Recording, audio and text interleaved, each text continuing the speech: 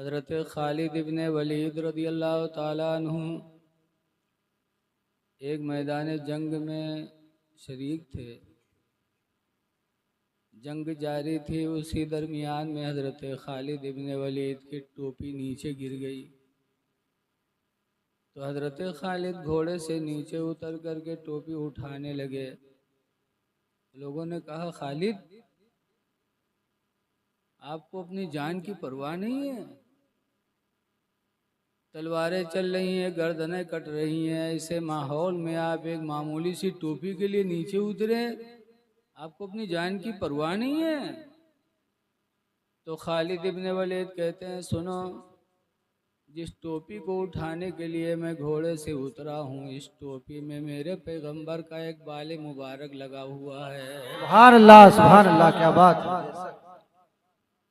खालिद की जान चली जाए ये तो गवारा है, लेकिन मेरे पैगंबर के बाल मुबारक की तौहीन हो जाए ये खालिद को गवारा नहीं। सुभान अल्लाह, क्या बात है। बेशक बड़ा इश्क था साहबा। इसीलिए हजरत अली शेर खुदा रदी अल्लाह ताला अन्हु से किसी ने पूछा कि अली ये बताओ कि तुम्हारे पैगंबर ज़्यादा सखी थे कि हातिम ताई ज़्यादा सखी था? हातिम ताई को सुना है आप लोगों ने? बहुत मालदार और बहुत सखी इंसान था।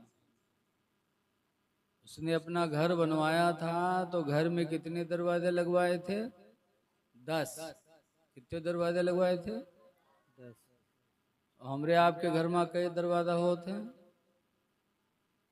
एक या दो होते तो एक निकरे वाला और एक पीछे भागे वाला, कि कोई मुसीबत पड़े बा खसक ले पीछे से।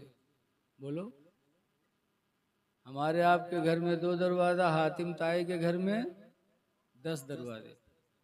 किस लिए 10 दरवाजा लगवाया था? कि किसी मांगने वाले को तकलीफ ना हो, जिस दरवाजे से चाहे वो मांगे मैं उसको दे दूं। इतना सखी था। यहाँ तक कि एक मांगने वाला अगर एक दरवाजे पर मांगता, हातिम ताई निकल के देता, फिर वही मांगने वाला दूसरे दरवाजे पे जाता, आवाज लगाता तो हातिम ताई निकलता, देखता तो फिर उसको देता। फिर वही मांगने वाला तीसरे दरवाजे पे जाता तो हातिम ताई तीसरे दरवाजे पे भी निकल के देता। एक मांगने वाला अगर पलट पलट के 10 दरवाजे पे जाता मांगने के लिए तो हातिम ताई देता रहता। हम और आप अगर 2 रुपया कोनो भिखारी दे पाओगा और कहूँ हफ्ता खान बाद फिर आएगा तो हम लोग का कहा जाते? अरे उस दिन ले गए रहते कि फिर आएगे रहती, अभी तो उस दिन तुका देवे की है रहा रे, लागत है 2 रुपया में हो गए जिंदगी पूरी आए दे। ये बोलिया न बोला करो। जब मांगने वाला आया करे तो दिया करो। लिखा है कि अल्लाह ताला अपने बंदे को दौलत दे करके कभी फरिश्ते को इंसान की शक्ल में भिखारी बना के भेजता है। जी बेशक। कि देखो मैंने अपने बंदे को दिया है तो मेरे नाम पर वो देता है कि नहीं देता है। कुरान में अल्लाह फरमाता है वअम्मा साइला फला तनहर, लेकिन मांगने वाले को तुम झिड़का न करो। जी बेशक। हो सके तो दे दो, झिड़को ना, क्यों दिन लेकर रहा फिर आएगा, ये झिड़कना ही। तो हातिम था इतना बड़ा सखी था, लेकिन हजरत अली से जब पूछने वाले ने पूछा है बताओ कि हातिम ताई ज्यादा सखी था या तुम्हारे नबी ज्यादा सखी थे, तो सिकंदराबाद के आदमी हो तो कहते ना ही यार हातिम ताई सखी थे। लेकिन हजरत अली फरमाते हैं कि सखी तो मेरे नबी ही थे, जी बेशक। हातिम ताई सखी नहीं था,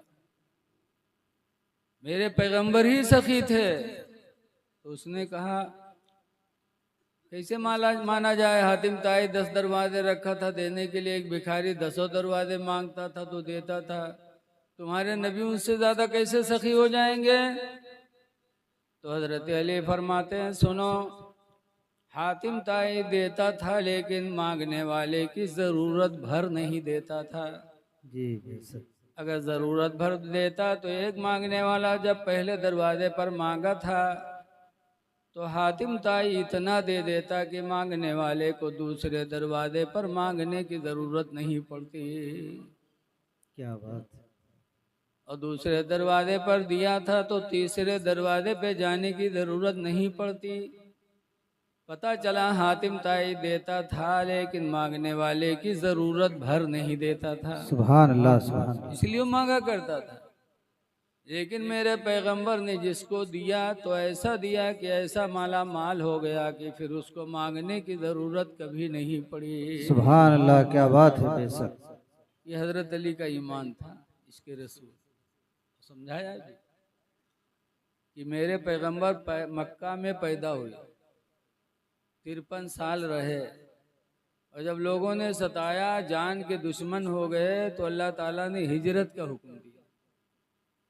ये नहीं कहा कि इस्लाम की तबलीग बंद कर दो, हिजरत कर जाओ। तो सरकार ने अपना वतन छोड़ दिया, मक्का से मदीना गए। मक्का से मदीना जाने के टाइम में रास्ते में जो साथ में था खर्च हो गया, भूख लगी, तो एक झोपड़ा मेरे पैगंबर को नजर आया। उस झोपड़े में गए तो एक बुढ़िया मिली। उस बुढ़िया का नाम क्या था? उम्मे माबद। क्या नाम था? बड़ी खुशनसीब बुढ़िया थी। 1450 साल हिजरत को हो गए, लेकिन आज भी उस बुढ़िया का नाम लिया जाता है। उस बुढ़िया का नाम था उम्मे माबद। सरकार ने कहा, बूढ़ी माँ मैं भूखा हूँ, कुछ खिला सकती हो? कहा, बेटा कुछ भी नहीं घर में। तो बुढ़िया के घर में एक बकरी बंधी थी जो सूख चुकी थी, थन भी सूख गए थे। सरकार ने फरमाया, बूढ़ी माँ बकरी बंधी है, कुछ नहीं है तो इजाजत दे दे तो हम बकरी का दूध दूह के पी लें। तो बुढ़िया ने कहा, देख नहीं रहे हो उसको जान नहीं है और कह रहे हो दूध दूह के पी लें। सरकार ने फरमाया, तुम इजाजत दे दो तो हम दूह लें। बुढ़िया गुस्सा आ गई, अच्छा जाके दूह लो। देख रहे हो जान नहीं, कह रहे दूध दूह ले, जाके दूह लो। सरकार गए और बिस्मिल्लाह पढ़ के जो बकरी के थन में हाथ लगाया तो बकरी भी जवान हो गई और थन भी उसके दूध से भर गए। सुभान अल्लाह बेशक। सरकार ने दूध लगाया, पहले बुढ़िया को पिलाया, कहा तू पी ले पहले, फिर लगाया, फिर अपने दोस्त अबू बकर को पिलाया, फिर लगाया, खुद पिया। फिर फरमाते हैं, बूढ़ी माँ तेरे घर में जितने बर्तन हैं सब उठा लाओ। बुढ़िया अपने घर के सारे बर्तनों को लेके आई। मेरे पैगंबर ने दूह दूह के उसके घर के सारे बर्तनों को दूध से भर दिया। सुभान अल्लाह, क्या बात है बेशक। चले गए, लेकिन ये न समझना कि उसी दिन बकरी ने दूध दिया। रवायतों में कि दूसरे दिन भी उतना ही दूध दिया, तीसरे दिन भी उतना ही दूध दिया, सारे बर्तन भर जाते थे। यहाँ तक कि लिखा है तारीख में कि मुसलसल 18 बरस तक वो बकरी वैसे ही दूध देती रही। क्या बात है, सुभान अल्लाह। और वो बुढ़िया दूध बेच बेच के अपने जमाने में मालदार हो गई। तो हजरत अली फरमाते हैं कि हातिम ताई देता था, मांगने की जरूरत भर की नहीं देता था। मेरे पैगंबर देते थे तो माला माल कर देते। सुभान अल्लाह, क्या बात है बेशक। ये इश्क था सहाबा। इसीलिए आला हजरत इमाम अहले सुन्नत ने भी पूरी जिंदगी पैगंबर की तारीफ की।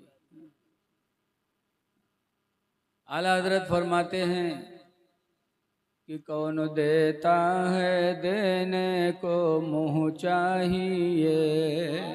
सुभान अल्लाह बेशक। कौन देता है देने को मुँह चाहिए, और देने वाला है सच्चा हमारा नबी। सुभान अल्लाह, क्या बात। देने वाला है सच्चा हमारा नबी। गमज़दों को रज़ा मुज़दा दीजिए की है, गमज़दों को रज़ा मुज़दा दीजिए की है, बेकसों का सहारा हमारा नबी, बेकसों का सहारा हमारा नबी। सुभान अल्लाह, सुभान अल्लाह। तो ये लोगों, इसके रसूल की बुनियाद पर सहाबा चमके। आज हम और आप तो दीन के मामलात में अपनी अकल को चलाते, लेकिन सहाबा अकल को नहीं चलाते थे, बल्कि देखते थे पैगंबर फरमा रहे हैं, जो फरमा रहे हैं यही वजह है। जैसे कि मक्का से निकले सरकार, मदीना चले गए, लेकिन कुछ दिनों के बाद उम्रा करने के लिए हुजूर मदीने से मक्का आए। 1400 सहाबा को लिया और उम्रा करने के लिए आए। रख दो बेटा। देखो अभी 10:30, 11 भी शायद नहीं बजे, 11 नहीं बजे हैं, और इतनी मेहनत से हजरत ने जलसा सजाया। तो आप लोग थोड़ा माहौल सुकून का रखो, उठना बैठना छोड़ दो। 1 घंटे की बात है। जागना है जाग ले अफलाक के साए तले जी। जागना है जाग ले अफलाक के साए तले, हश्र तक सोना पड़ेगा खाक के साए साए तले। सुभान अल्लाह। बेशक बेशक। जाग लो। गौसे आदम की महफिल में आए हो। उन्होंने 40 साल तक ईशा के वजू से फजर की नमाज पढ़ी। 40 साल तक सोए नहीं गौसे पाक, रात रात इबादत करते रहे। ईशा के वजू से फजर की नमाज पढ़ी थी। तो शैतान आया था। शैतान नूरानी चेहरा बना करके, लंबा तड़ंगा, और आया, कहा गौस तुमने 40 साल तक ईशा के वजू से फजर की नमाज पढ़ी है, मैं तुम्हारा खुदा हूँ। माअल्लाह, कहा मैं खुदा हूँ, मैं नमाज माफ करता हूँ, तुमको पढ़ने की जरूरत नहीं, बहुत पढ़ा तुमने। सिकंदराबाद के मुसलमानों तो कहा था हाँ भैया बहुत मेहनत की है, बहुत मेहनत की। लेकिन गौसे पाक ने क्या फरमाया, ला हौला वला कुव्वता इल्ला बिल्लाह, तू शैतान है, खुदा नहीं है, तू शैतान है। जब नमाज अल्लाह ताला ने मेरे नबी को माफ नहीं किया, तो उनके उम्मती को नमाज अल्लाह कैसे माफ करेगा? कैसे माफ करेगा जी। आवाज आई है बाबा दई घेरे परे रही है मुरीद के घर में, ना अजान से मतलब ना नमाज से मतलब, पड़े रही है घर में, और बना थे पीर फकीर। गौसे पाक की जिंदगी देखो, सबसे बड़े पीर है गौसे पाक। उन्होंने कहा जब नमाज अल्लाह ने नबी को माफ नहीं किया, तो उनकी उम्मती को अल्लाह नमाज कैसे माफ करेगा? हमारे यहाँ खन्नापुरवा में एक बाबा आवा, हफ्ता भर गुजर गया, बड़ा चर्चा गांव में है, लेकिन मस्जिद में उसका एको दिन नहीं देखा, एको नमाज में, बड़ा चर्चा। एक दिन नमाज मगरिब पढ़े तो रास्ते में 4-5 मेहरुए खड़ी फसर फसर करत रहे। तो हम दायरे बड़े, उनके कहा बात, कहने मौलाना भैया बहुत जलाली बाबा है। हम कहते बहुत जलाली, कुछ देखो। कहने मौलाना भैया बहुत जलाली हैं, वो एक बीड़ी नहीं पिए थे मौलाना भैया, पूरे पूरे बंडल माग लगाए के पिए थे मौलाना भैया, बहुत जलाली हैं। हम कहा तोबा तोबा, जलाली बाबा होगी, जलाली दरुआ हुए, सबके नशा एक बीड़ी में पूरी आ जाते, पूरे बंडल में, पूरा बंडल ही पिए थे। बताओ, याद रखो कितना भी बड़ा फकीर पीर आ जाए, नमाज न पढ़े तो वो पीर फकीर नहीं है, वो दज्जाल है। वो नमाज के बगैर कौन खुदा का करीबी हो सकता है? तो गौसे पाक की महफिल में आए हो, उठक बैठक न करो। हुजूर सल्लल्लाहु अलैहि वसल्लम मक्का से मदीना चले गए। कुछ दिनों के बाद सरकार उम्रह करने के लिए 1400 सहाबा को लेकर चले, लेकिन मक्का से पहले हुदैबिया के मैदान में जैसे पहुंचे तो मक्का के लोगों ने रोक दिया, उम्रह नहीं कर सकते, वापस जाओ। सरकार ने फरमाया ठीक है, हमारा तुम्हारा कोई मुआहिदा तय हो जाए। तो मुआहिदा तय हुआ। जरा इको शायद बंद नहीं है क्या, इको बंद कर दो भैया। हमारा तुम्हारा मुआहदा तय हो जाए तो